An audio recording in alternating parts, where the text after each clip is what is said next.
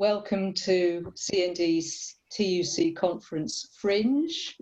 It's a great pleasure to have you all with us here today for this very important discussion entitled Defence Diversification, Its Time is Now. And obviously this subject, whilst it's always important, it's really been brought to public attention because of the context of the COVID pandemic. And as we saw in the early stages of the lockdown, government was urging rapid changes in industrial production to ensure that the NHS had sufficient supplies to deal with the influx of COVID patients. And in particular, the challenge was to produce ventilators in the numbers that were necessary to save lives. So this has been an enormous transformation in how we can approach industrial production. We've been told for decades that it's a utopian fantasy to think that you can switch from arms production and nuclear arms production to production for social use. Of course, the pandemic experience shows us that it's not the case, and it has been done very fast and very effectively with government support. So here to discuss today this crucial question and how this can be continued in the context of the virus and post-virus, we have a panel of top quality expert speakers. So I'm going to introduce them to you one at a time. First of all, we're going to hear from Sam Mason, who is the PCS Union Policy Officer. So welcome to Sam. You'll be speaking for 8 to 10 minutes. So we'll hear from all of the speakers and then we'll go to your questions. So Sam, over to you. I'm sorry, Kate, but I believe Sam has dropped out of the meeting. Okay. What shall we do? Hilary, are you ready? Oh no, here's Sam back.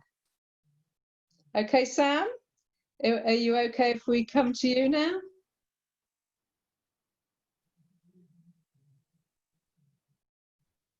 Yeah. Sorry, yeah, my internet just died on me. Sorry about that. No problem. Over to you, Sam. Okay, thank you. And thank you for this invitation to participate in this webinar. As you probably know, PCS has a proud record of opposing nuclear weapons and nuclear energy, and I mention them both in the same sentence because I think it has to be remembered that the civilian programme supports the defence sector side. Some comments which I think we'll probably come on to later. I think as is obviously fringe meeting is taking place during TUC Congress, it's useful to remind that we do have a TUC Congress motion supporting the establishment of a shadow defence diversification agency that was passed in 2017. So that's very much still a motion which is there. Obviously the Labour Party and particularly also under Jeremy Corbyn's leadership didn't establish a shadow agency, but that is still very much a demand of the movement. I thought also as well, it's just worth to mention for those who may not be familiar that in 2011 the TEC actually also had a policy to scrap the Trident replacement system, and in order to deliver a peace dividend through the scrapping of Trident and take the key drivers of economic growth and wealth creation back into public ownership. So I think we often forget about that, given how much TEC policy has changed.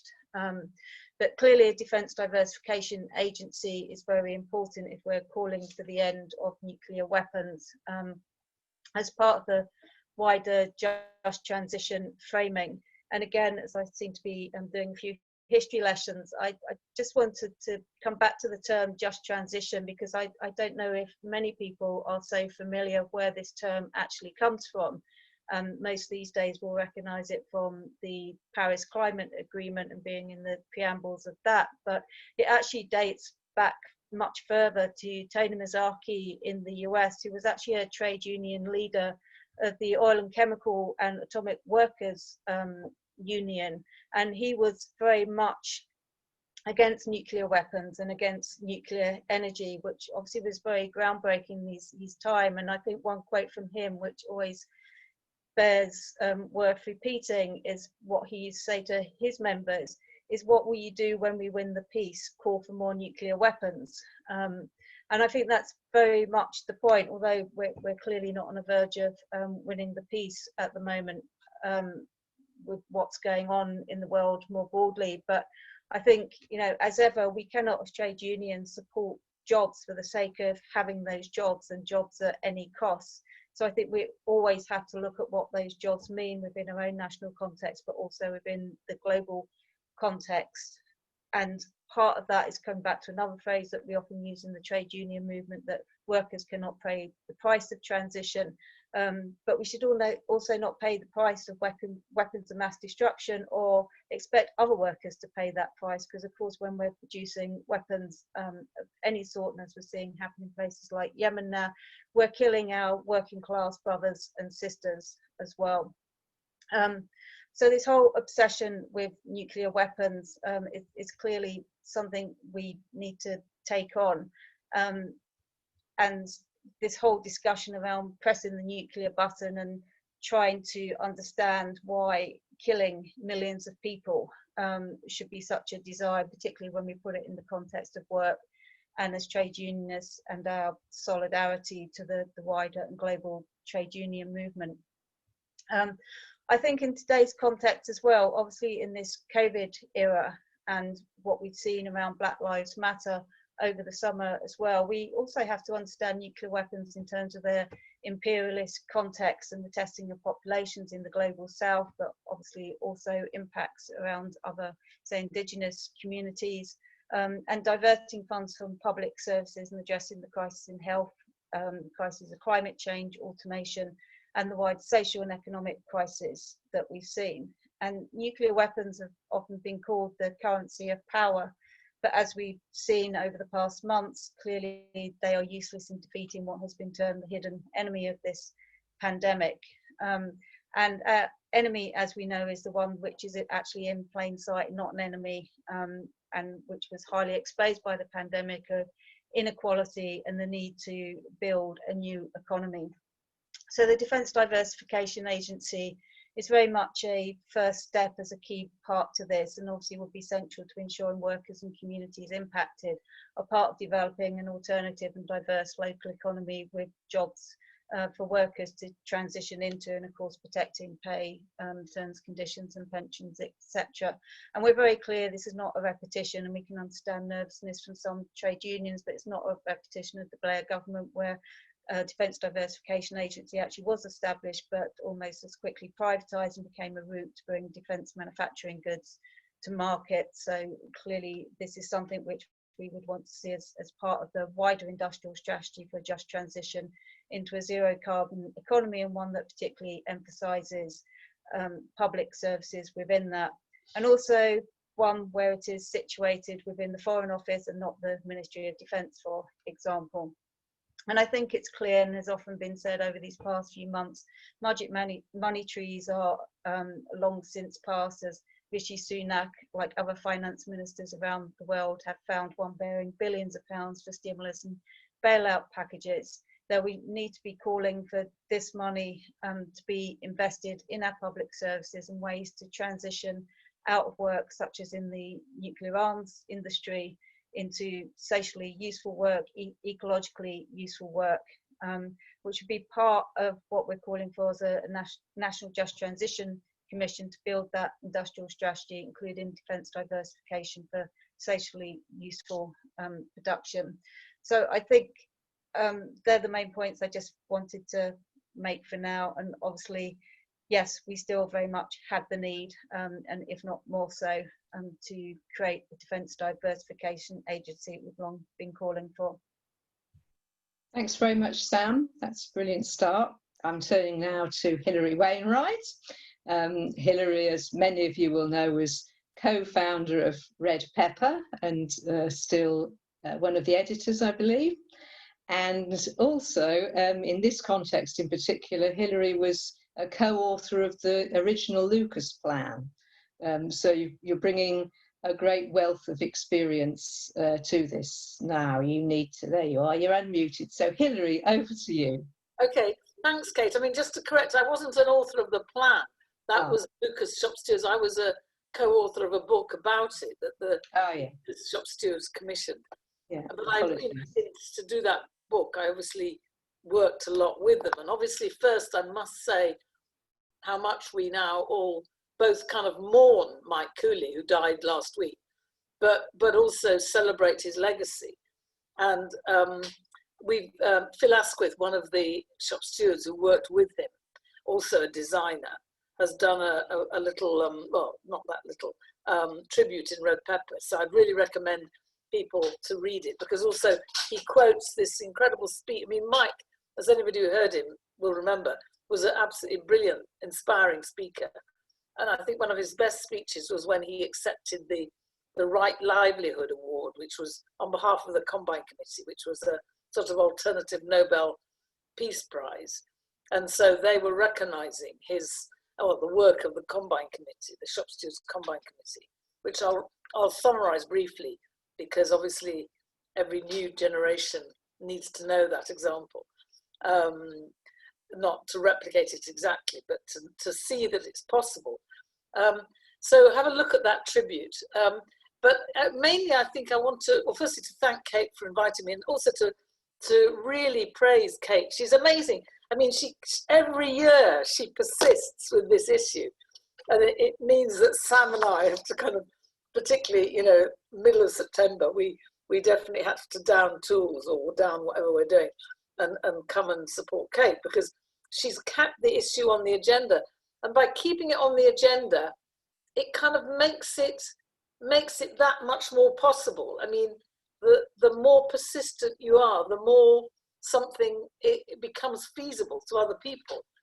And so I wanted to both congratulate her and support her, and also very much build on what she said about now is the moment, now is the time. Because, we've had this kind of mixture of a nightmare and a kind of extraordinary moment of social priority, when a government that's an utterly irresponsible, one can't kind of be angry enough, government has had to put social need to the fore for a very short period. I mean, it's desperate now to get back to normal, and it does mean market profit driven normal. But we've had this period where social need was the dominant, had to be the dominant driving force. And as a result, there's experiences that will kind of importantly shape people's memories and sense of possibility. And one that really hit me at the beginning of the lockdown, for reasons that Sam and Kate have indicated, when social need was the driving force, and the government had to call for the conversion of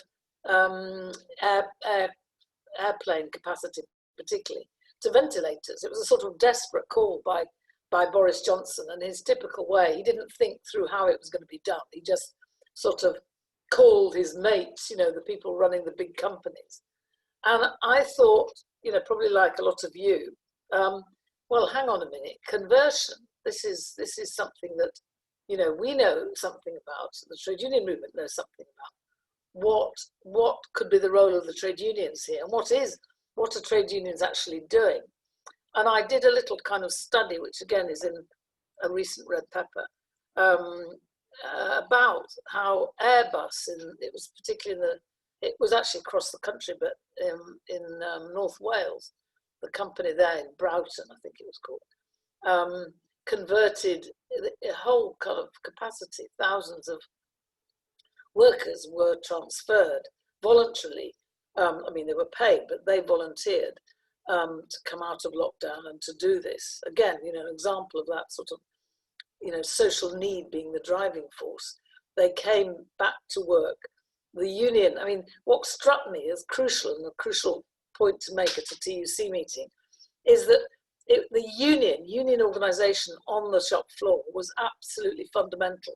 to that transfer. It wouldn't have happened, well, it might not have happened, it certainly wouldn't have happened so quickly if the unions hadn't already been organised and willing to share and collaborate, share their practical know-how, and also that all the sort of structures of the trade union movement, the health and safety reps in particular, were key in establishing a sterile environment for the production of ventilators. So I think Sam has brilliantly put the case for arms conversion. And I think this example speaks for itself in terms of the possibilities. So there you had a company making, you know, big airplanes, I mean, the bodies of airplanes. And it was able to convert that capacity and the skills and capacities of its members to producing a key part of ventilators. It was then part of a kind of consortium that linked with a company that already made and designed ventilators. So it was a kind of collaboration across the manufacturing chain. Well, it was like a new chain to make ventilators on a huge capacity, because the small company originally that made ventilators didn't have a big enough capacity. But when it was combined with the capacity of Airbus, the converted capacity of Airbus, and this is the crucial thing, that an example like that just shows that, you know, if almost like over a week's period, an airplane capacity can be converted, then, you know, surely this has got a huge lesson for the idea of both defence conversion and conversion to a low carbon economy. And I think that, you know, one of the key lessons from that experience and the Lucas Aerospace Combine Committee, you know, where they developed alternative plans for conversion, is that, you know, what's central is trade unions seeing themselves not just as wage earners, but actually as skilled, creative producers who know the technology, and also know how that technology can be used for different purposes. So that, you know, if you look at what happened in Lucas Aerospace, those were skilled, craft-conscious designers and engineers who, when told they were redundant, just looked around and could see, you know, that the needs of society, whether it was medical, you know, health equipment or transport equipment or energy conservation equipment, you know, the needs were huge and their skills could meet those needs. And I think that's a sort of continuing feature of the trade union movement, that workers are conscious of their skills, they're conscious of themselves not just as wage earners and not just as, you know, going to work to get a decent wage. I mean, that's obviously fundamental, but, you know, they are also people with skills, with capacities, and they could be turning those capacities to things that are really useful. And I think that, you know, the whole idea of a shadow conversion agency is crucial. I mean, I think one of the lessons, obviously we're all learning lessons from the defeat of 2019. And I think one of the lessons, it's not a sort of recrimination, but one of the lessons has to be that, in a way, there needed to be, and this isn't, I don't know, it's not like saying somebody failed. It's like saying we needed to have a situation where trade unions, communities were developing practical alternatives, so that the idea that Labour could not run the economy, you know, was just laughable, because Labour, the members of the Labour Party, the members of the trade unions, are the people on whom the economy depends, the people who create the present wealth and who could be creating an economy that meets social need. And so I think, even though, you know, we're out of office for some time, still we in the trade union movement could be doing things that are creating alternatives now, developing the alternative plans that are needed, that then show people that it's possible, and that builds then a confidence to think about a different government. I mean, the Tories only really succeed because people don't think Labour, you know, can actually govern. Sorry, I just put my phone off. I think that there's a practical step we could be taking now, and I'm sure CND and PCS and others will be doing it, which is, in a way, creating our own shadow agency and working with unions that are already sympathetic to kind of begin to make it a de facto reality, you know, begin to respond to redundancies. I mean, obviously now in the aircraft industry, there's going to be massive redundancies. Well, you know, the ventilator experience showed that alternatives are possible. Obviously, you know, ventilators isn't the only thing, but we also need to be working with the health service unions to ensure a massive re-equipment of the NHS. I mean, that was one of the clear things that came out of the crisis, the COVID crisis, that the NHS had been starved. So now there has to be a massive reinvestment program, and that's got to be combined with a conversion program. So we need to be building those alliances now in order to make campaigns that are about positive alternatives. So I think that we've got living experiences that we can learn from, both the ventilator experience and then the memory of the Lucas Aerospace plan, which is, in a way, I don't know how to put it, but it's a kind of living memory somehow. It kind of still convinces people. I mean, the number of Zooms during lockdown where Sam and I were talking about the Lucas plan, and probably Kate too, is incredible. I mean, it's such a vivid example of it being possible. And so we've got to work with the trade unions to build that self-confidence in workers' capacity to develop an alternative. Okay. So I'll end there. Thanks. Thanks very much. I have to go a bit early, sorry. Oh, no, you can't do that. Well, let's hope you don't. No, as long as I can. Stick around. We're only on till 4, Hilary. Yes, no, that's fine. Okay, so now, audience, please put your comments and questions in the Q&A box, and I'm going to come to those in a bit. But now on to our final speaker, Bert Schouwenburg. Bert is a former international officer of the GMB Union. Bert, over to you. Yeah, thank you very much, Kate. What I'd like to do in the time available to me today is examine the wider implications of the Trident programme and diversification from it. And I should say at the outset, what I am going to say may prove a little controversial and maybe a bit slightly uncomfortable for some, but as we had an economic crisis triggered but not caused by the pandemic to the existing climate crisis, I don't think we simply can't continue as if nothing has changed and must at least start to consider some radical alternatives to the neoliberal status quo. And I saw a picture of a slogan beamed onto a wall in Santiago de Chile, which I think summed it up when it said, "We shall not return to normality because normality was the problem." And this is a message that some, but not all UK trade unions, I don't think have quite heeded. And as we have seen, their demands are largely concerned with getting government to underwrite business so that they continue to provide employment for their members, regardless of the viability of the enterprises they're in. Now, you may think that's a perfectly logical position, given that trade unions are, in the words of one of my old colleagues, they are essentially wage brokers. And I would say some are inherently conservative. I hasten to add with a small c, conservative organisations. Not for them, the words of the celebrated leader of the Great Dock Strike in 1889, Tom Mann, when he said trade unions are of no value unless the members of the unions are clear as to their objective, the overthrow of the existing capitalist system. Trade unions today would not necessarily share Tom's philosophy. And what they have proved is, again, some, not all, they are unable or unwilling to take a critical stance of organisations or institutions that employ their members. And a case in point is my previous employer, the GMB.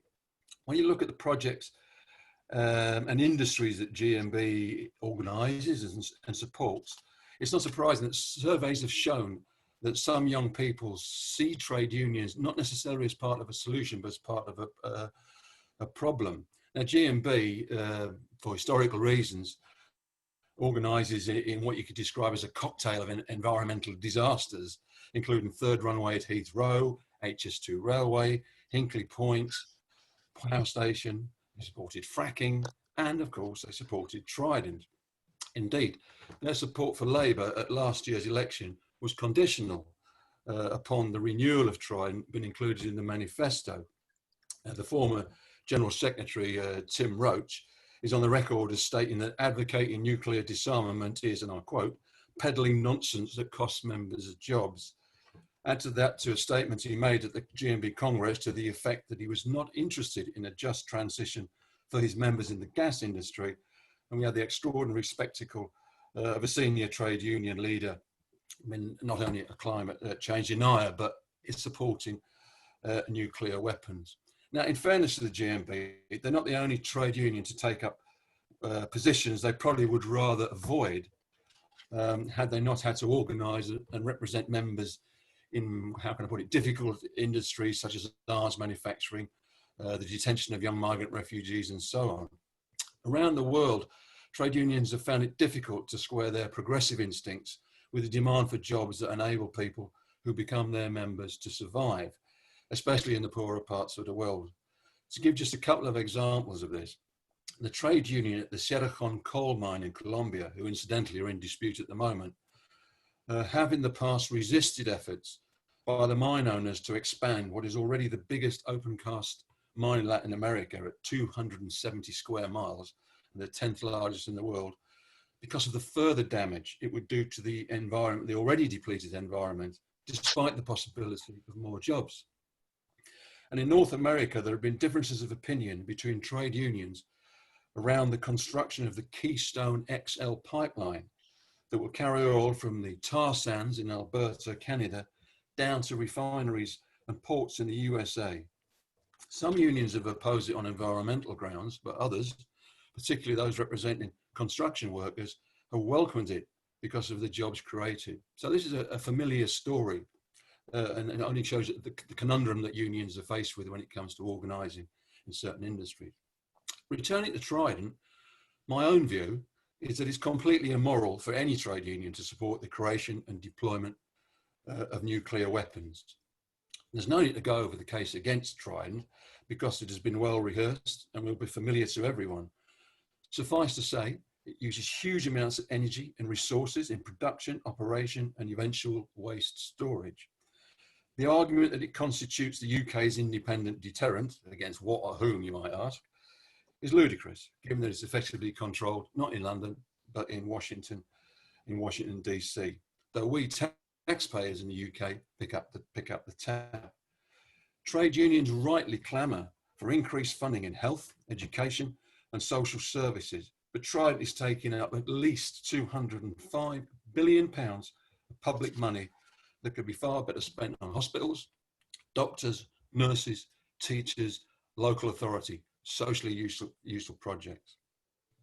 Now, I want to emphasise, none of this means that those working on Trident should be abandoned by the trade union movement. Far from it, but a distinction needs to be made between supporting workers on Trident and supporting the project of Trident itself. It's a very important distinction. So far from it. So while its construction and maintenance continues, the higher standards of health and safety must be observed on the various sites, and that requires trained representatives. And were the project to be abandoned tomorrow, the decommissioning process would take years. So let's not forget, there are mothball nuclear submarines festering in Plymouth that need urgent attention. They're not in good condition.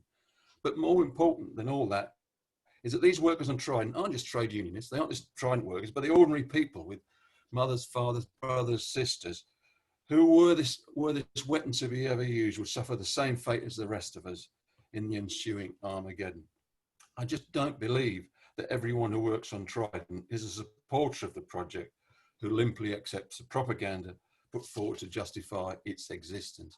If there were alternative means of making a living, I suspect that any enthusiasm for what is a grotesque relic of the Cold War may well wither on the vine. Nevertheless, I think we have to be honest about what the alternatives are. And I think it's important to put that in context. So a little bit of a conclusion, if you just bear with me, Kate, which is going to slightly outside the main topic. It brings me back to where I've started, because post-World War II, the maximisation of economic growth was, as measured by GDP, was considered to be the supreme goal of policy. And this has been largely unquestioned by both left and right.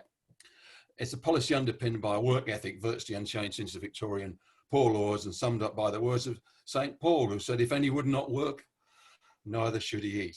But since the Industrial Revolution, the relative scarcity of the means of subsistence has declined because of technological advances and technological change.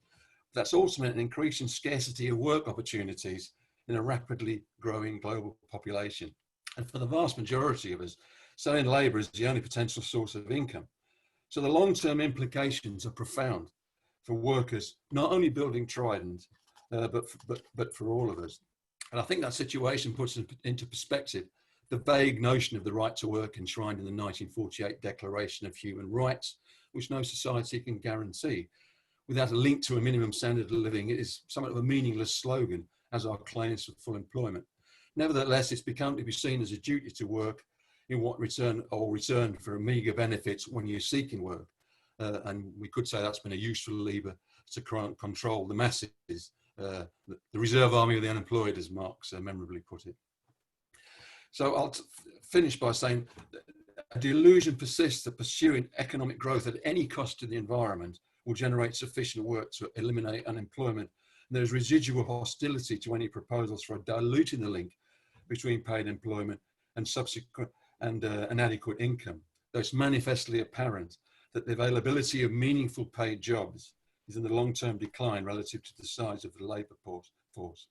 And on a planet of finite resources, infinite economic growth is untenable. Consequently, I believe those of us in the trade union movement have to follow Tom Mann's advice and be at the forefront of movements aimed at ending the global domination of transnational capital and the replacement of a profits-driven system with a rational, sustainable democratic model for us all. This isn't utopia, but it's a necessity. And the strategy of blindly supporting Trident just because it provides some jobs should, like the weapon itself, be confined to the dustbin of history. Thanks very much, Bert. Okay, so you've given us all a lot to think about, and getting loads of questions coming in now and comments. So apologies in advance to those of you where we're not going to be able to get to your questions, but we'll go for as many as we can. So first of all, I'm going to turn to Annie Tunnicliffe, who's there on the panel. Annie is our C&D trade union worker, so you may well have heard from Annie if you're from an affiliated union or local branch. Annie, over to you for the first question to our panel. Okay, thanks, Kate. Okay, in the context that jobs in the defence industries are declining quite rapidly anyway, due to automation and all sorts of other issues, I'm sort of linking that with visiting some of the mining towns after the mines closed, and the dereliction and the lack of life in those places. And there is a connection.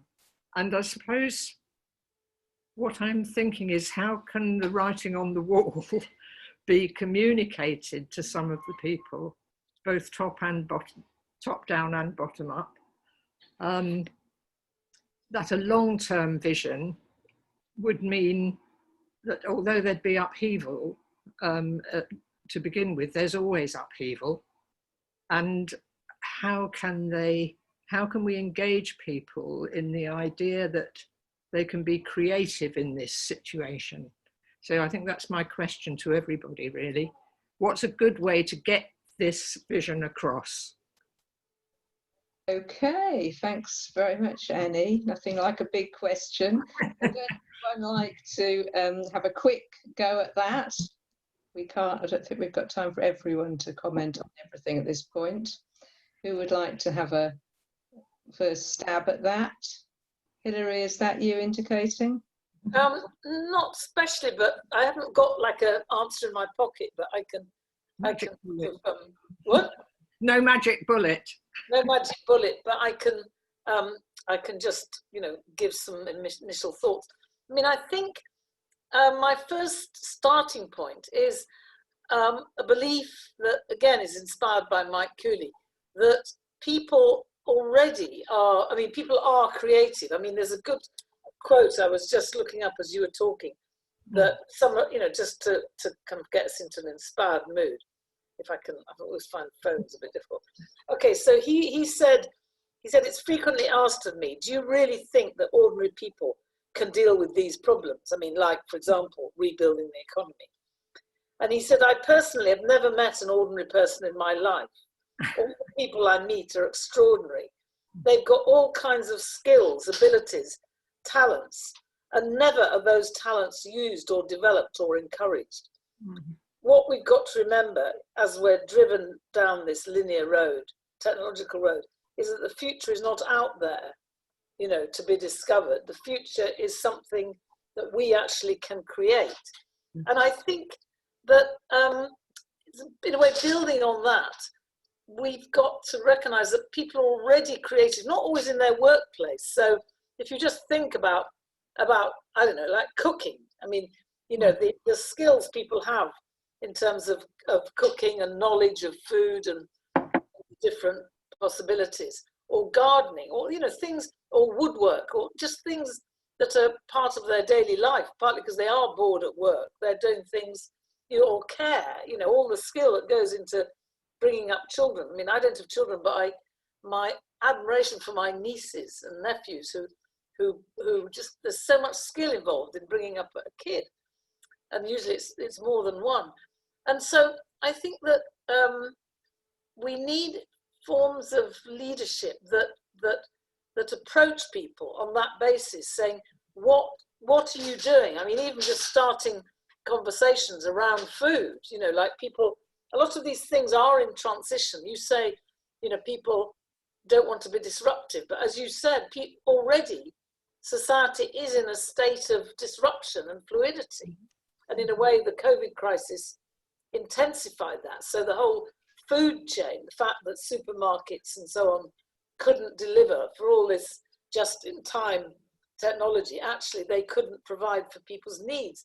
And so you had all sorts of, you know, solidarity networks, local food networks being developed. And if we can find ways of developing that, I mean, it obviously would ideally involve some support from local government, and some local authorities are doing their best, but I mean, if they've been so smashed by the government, successive governments, that those resources are hardly there. But even I think even the unions could play some role in encouraging people with the small resources they've got. Okay, thanks very much for that. I'm going to just move on to the next one now, just so we get a good range.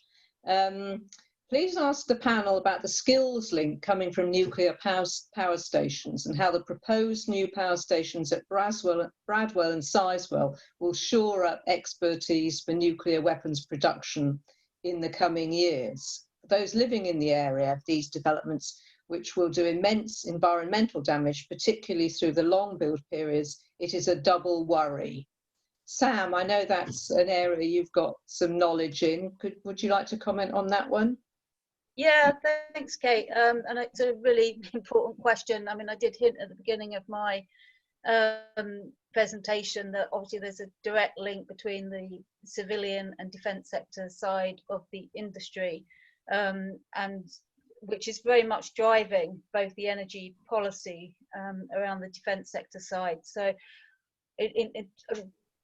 well, to highlight two academics who've done lots of work on this, Andy Sterling and Phil Johnson at the University of Sussex, for the past couple of years, they've written some absolutely brilliant papers, really going back into the records and looking at why there was a shift in government policy, including under the Blair years, towards nuclear energy, and the investment in the defence sector side. And there's a very clear link between needing to keep skills within the civilian side for the defence side, because it obviously takes so long for the defence side for the projects to come on. So a lot of the skills are actually, I mean, once you get outside the construction phase, obviously there's an enormous amount of construction jobs, and you see those around Hinckley at the moment. But in terms of what the trade unions like to call these sort of highly skilled, sort of more expert jobs, are around the STEM sector. So the science, technology, engineering and mathematics, and that's where a lot of the focus is being put. And the government is proactively, and this is quite interesting because, you know, under Theresa May's leadership, the government did actually start to move towards industrial strategies, and their clean growth strategy has nuclear in there, and it's one of the few areas, one, where they include trade unions at the table, and two, where they've got a very clear sector skill strategy around nuclear energy, and there's a whole group around it with pathways around apprenticeships, etc. So it's a very valuable area in terms of that workforce, that the government is clearly putting a lot of investment into this, and the industry is putting a lot of investment into it. And that's why, I mean, it touches a bit on Annie's question, which was a very big but important question as well, about finding the alternatives, because particularly in a lot of these places, I mean, if your only project that's going to come online is going to be your nuclear plant, then, you know, that's what people are going to be trained up into, unfortunately. And whilst obviously there are transferable skills around that, some of the specialist skills are being very clearly directed at the nuclear industry. And I think there's just one thing I'll just say quickly around that. It's a very aging workforce in the nuclear sector, and I think when you do the analysis, it's one we could quite, nothing's ever easy, of course, but when you look at other energy sectors, then we could transition out of it relatively easy. And of course, there's an enormous amount of jobs that will continue to exist around decommissioning and waste, but we have to build those alternative pathways out of it. So, I mean, I think people interested in that certainly look at the National Skills Strategy for nuclear, and I think that will help give you a lot of answers about some of the crossovers. Okay, thanks very much, Sam. I've got an interesting one here. Bert, I'm going to put this one to you, if you don't mind. It's from Alexander Kempsall. I think I noticed in the chat that Alexander is a Unite member over in Bristol. So he says, workers at Barrow, Lucas, Babcock's and BAE, through their trade unions, have put forward various plans to diversify. What's been lacking is management buy-in, and indeed government buy-in, whether they be Tory or Labour. Should trade unions bite the bullet, excuse the pun, he says, and set up a defence diversification agency regardless? What do you think, Bert? Well, whether they should set up a defence diversification agency themselves, I'm not sure. But there's certainly a lot of merit in the people who work in these particular sites in putting forward their alternatives. And I think that's exactly what I was referring to when I said we should make the distinction between what the people are currently creating and what they're capable of doing. Of course, we should oppose Trident, but these are transferable skills, and these are the experts that we should be talking to. So while I wouldn't, I'm probably not qualified to comment on the agencies proposing, the idea behind it, I think, is a sound one, and certainly should be pursued and encouraged by the trade unions concerned. Absolutely. Okay, we're a bit running out of time now, so I'm going to just read 2 or 3 questions out, and then give you all, you know, a few minutes to say whatever you'd like to say in response to those, and any kind of concluding remarks to the discussion. So first of all, from Phoebe Spence, does the Build Back Better movement have recognition amongst trade unionists? And I'm particularly interested in that myself, because CND is actually supporting the Build Back Better movement along with other campaigning organisations. So what's the trade union angle of that? Michael Breen says, would the panel agree that it is vital to link up with projects such as Extinction Rebellion and climate change activists, which challenge the basis of this economic system and its weapons? Again, that's another C&D interest one, because we are a part of Extinction Rebellion piece. And then Hugh Kirkbride, he's made a few points there, but he particularly says we also need to look at trade union initiatives in the next couple of years and not just wait for a Labour government. I think at least one of you have mentioned that anyway. There has to be a groundswell that gives an incoming Labour government no alternative. And he also goes on to say we need to look at diversification of all defence, not just nuclear. You know, so there's a whole range of issues, but who would like to go first to respond to those and add any remarks that you would like to more generally? Hilary, you've unmuted yourself, I see. Right? Oh, okay. No, you don't have to. no, well, I could just quickly, because then I ought to go.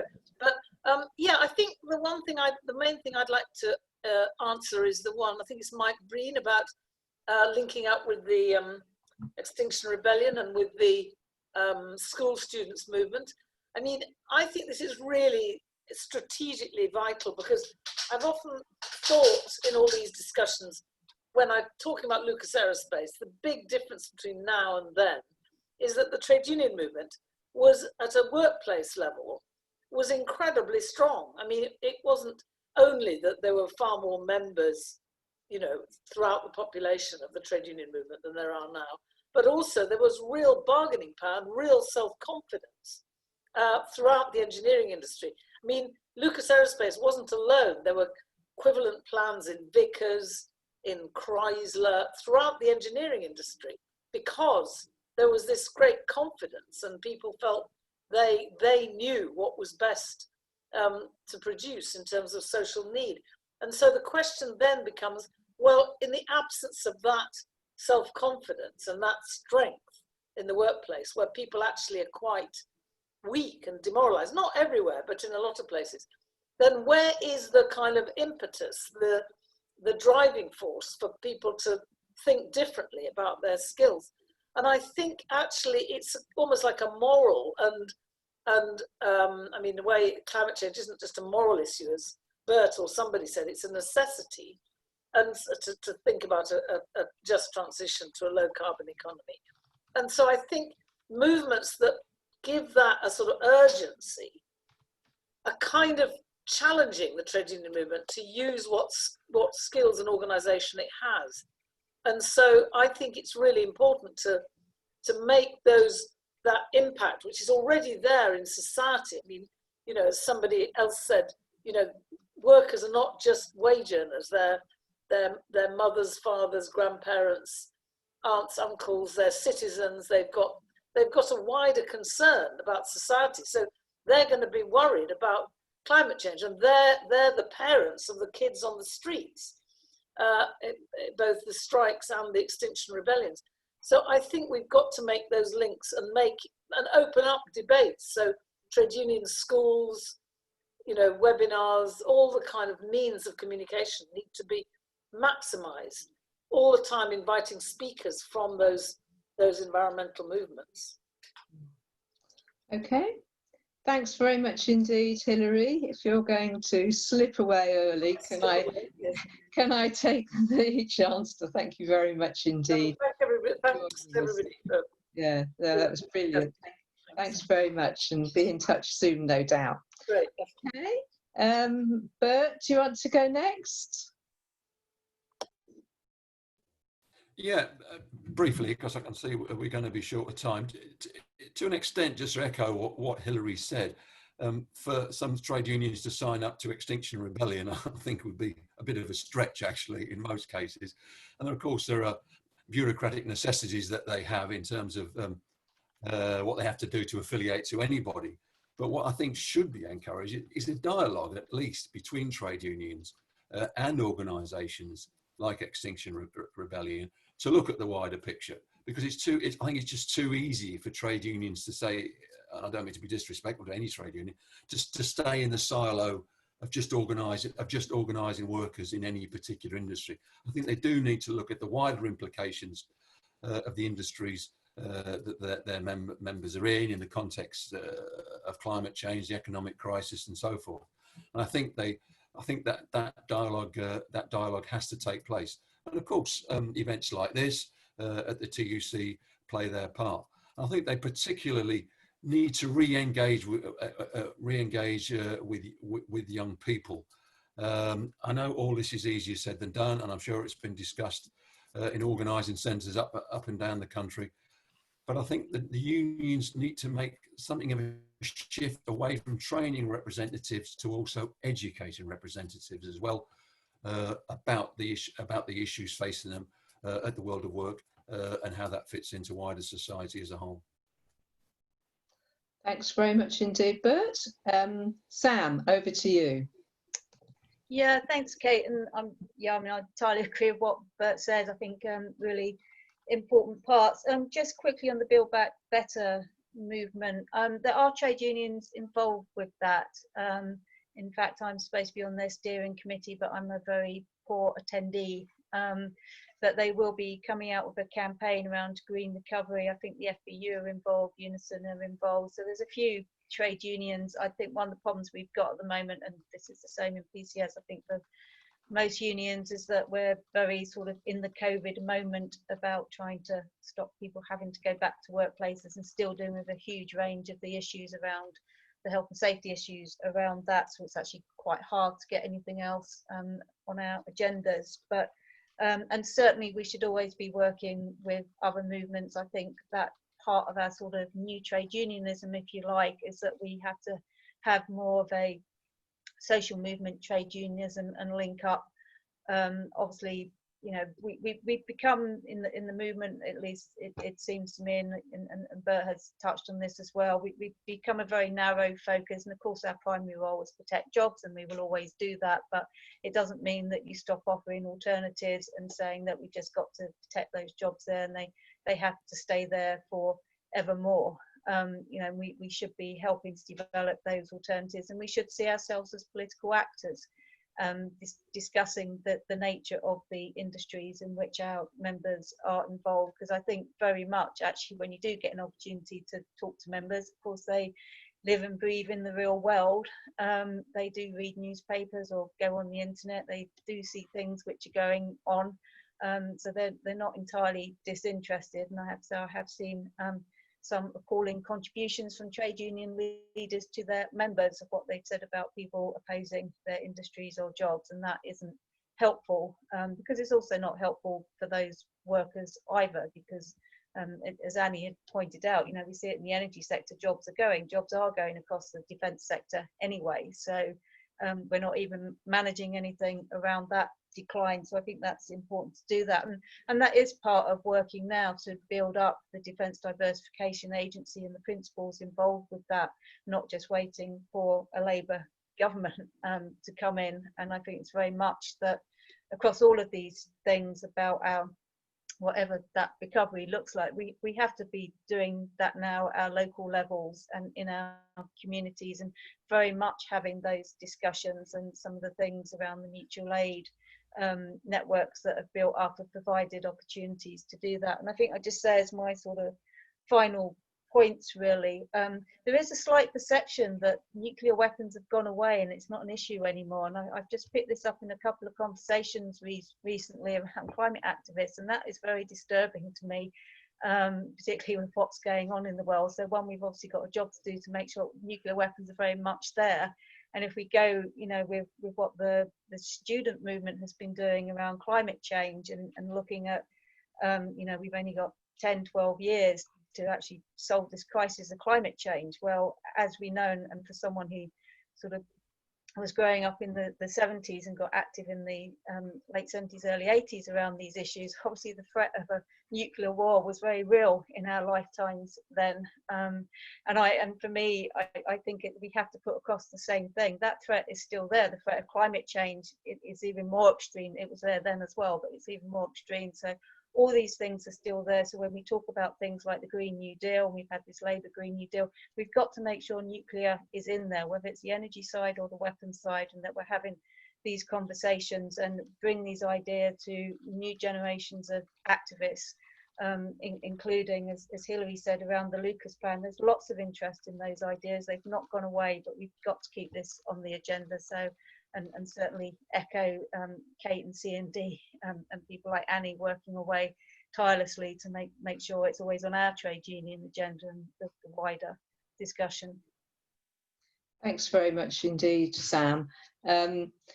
Now, just on behalf of Annie, who will tell me off if I don't do it, I've put the link in the chat to the affiliation form for trade union branches and trades councils, and Annie works with both union branches and trades union councils, and we do get a lot of support from both. So if you're not yet affiliated and you would like to do that, please do click on that link and fill in that form, take it to the branch meeting first if you need to, obviously.